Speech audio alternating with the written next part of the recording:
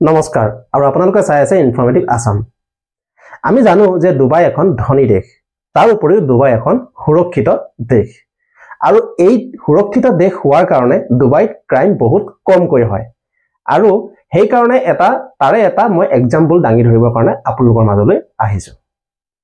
এবাৰ কি হ'ল, এজন মানুহে ডুবাই কিমান সুৰক্ষিত দেশ সেই কাৰণে তেওঁ এটা মোবাইল এটা ৰাস্তাত ৰাখি থলে।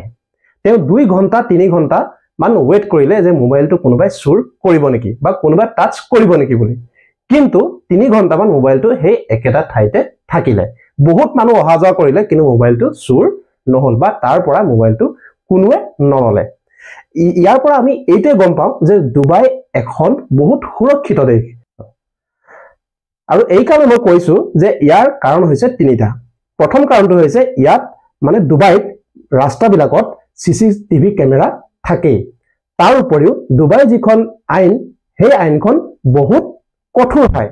আৰু 2 নম্বৰটো হৈছে ডুবাই যিখন আইন সেই আইন মতে সেই কামটো যদি কৰে, কোনোবাই যদি চুৰ কৰে বা ডকাইত কৰে, তাক তেওঁক বহুত পানিশমেন্ট দিয়া হয় আৰু বহুত বেয়াকৈ একচুয়ালি পানিশমেন্ট দিয়া হয়। তাৰ উপৰিও ডুবাই যে এখন ধনী দেশ, সকলোৰে হাতত পইচা আছে, সেই কাৰণে হয়তো সেই মোবাইলটো চুৰ নহল। ইয়াৰ পৰা মই এইটোকে আপোনালোকক ক'ব বিচাৰিছো যে আমাৰ ভাৰততো যদি এনেকুৱা ধৰণৰ আইন যদি প্ৰণয়ন হয়, যদি এনেকুৱা কঠোৰ আইন যদি প্ৰণয়ন হয়, তো কেনেকুৱা হ'ব, ডুবাইৰ দৰে কোনো ধৰণৰ ক্ৰাইম আমাৰ ভাৰতত নহব। সো আপোনালোকে এই ভিডিওটো চাই কেনেকুৱা পালে মোক কিন্তু কমেন্টত জনাবলৈ নাপাহৰিব। সো চাই থাকিব ইনফৰমেটিভ আসাম। ধন্যবাদ।